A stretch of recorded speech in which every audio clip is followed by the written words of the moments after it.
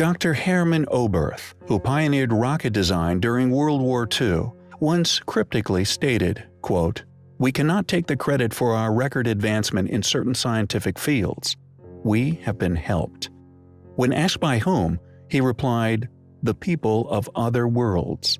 Additionally, according to Above Top Secret by Timothy Good and William Morrow, Oberth's fellow space pioneer, Wernher von Braun, echoed this mysterious reference, even including the existence of extraterrestrials, when he stated in 1959, quote, "We find ourselves faced by powers which are far stronger than hitherto assumed, and whose base is at present unknown to us. More I cannot say at present. We are now engaged in entering into closer contact with those powers, and within 6 or 9 months' time, it may be possible to speak with more precision on the matter." End quote.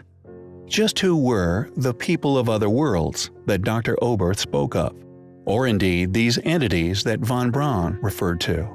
With only Oberth's quotations, one could presume a possible reverse engineering of alien craft. However, with von Braun's more detailed exposé, this possibility seems to be excluded in favor of pertained actual assistance and contact with advanced beings. Many people also believe that an encounter with these beings, along with Third Reich craft built with their technology, was once encountered in an operation known as Operation High Jump. According to certain independent researchers, Richard E. Byrd, admiral of this operation, possibly encountered a hostile, formidable opponent, who he has claimed to have described as fighters that were able to fly from one pole to another with incredible speed. In reality, however, whatever Byrd's expedition experienced may never be fully publicly disclosed, as all reports, including Byrd's personal log entries, remain mysteriously classified. But the connections between these curious quotations, and indeed the rumored encounters by this classified operation, are certainly intriguing. Furthermore, Operation High Jump was originally organized by Secretary of the Navy James Forrestal. Interestingly, in 1949, Forrestal was sent to recover from a supposed nervous breakdown at Bethesda Naval Hospital. However, after allegedly ranting to staff about the Antarctic, UFOs, and an underground Nazi city, Forrestal was denied all visitors. Shortly after, he mysteriously died in a fall from his hospital room window. What did Forrestal know? Were his perceived delusional rants based upon reality? According to the legend of the German Vril Society, a secret remote viewing was held in 1919 at an old hunting lodge near Berchtesgaden. During this event, Maria Arsic, a self-proclaimed medium, presented her supposed telepathic messages, which she claimed to have received from an extraterrestrial civilization existing in the constellation of Taurus.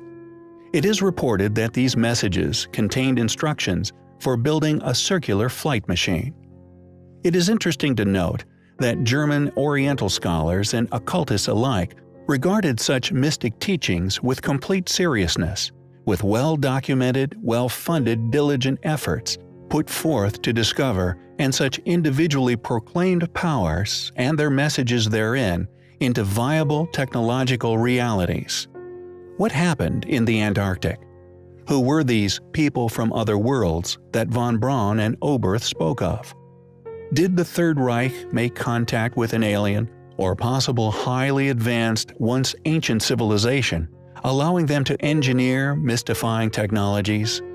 We find such claims, rumors, and fragments of evidence to support such possible realities highly compelling.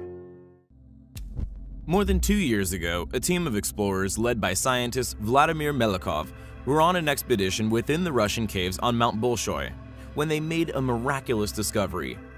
Reports from Russian newspapers at the time indicated that a briefcase and 2 alien-like skulls were discovered in the cave systems of the Caucasus region.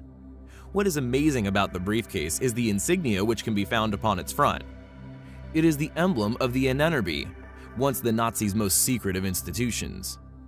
Founded by Heinrich Himmler in 1935, their mission was to find evidence that the Aryan race had once ruled the entire world. But they also branched into occultism, paranormal research, pseudoscience, and the study of UFOs and weapons development, all due to Himmler's obsession with such things. The strange appearance of the skulls has led to speculation that the Nazis were in contact with aliens. Mr. Melikov was reported as saying the creature is unlike anything known to man. He said among the most mysterious features of the skulls is the absence of a cranial vault or jaws. The eye sockets are also unusually large. He added, even when compared with the skull of a bear, it is hard to think that you do not have in your hands the remains of an alien creature. Paleontologists in Moscow were shown pictures of the skulls. They reportedly dismissed the skulls, saying they could have been exposed to sand for long periods of time, which could have altered their shape. Russian newspaper reports have also recorded other German discoveries in the area, including last summer when Elbrus hunters found a second suitcase with the Ahnenerbe logo.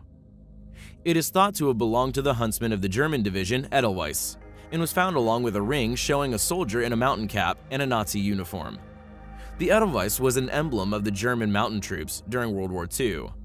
Also in 2014, reports said locals in the same area found the burial site of German infantry, believed to have been killed in an avalanche years earlier.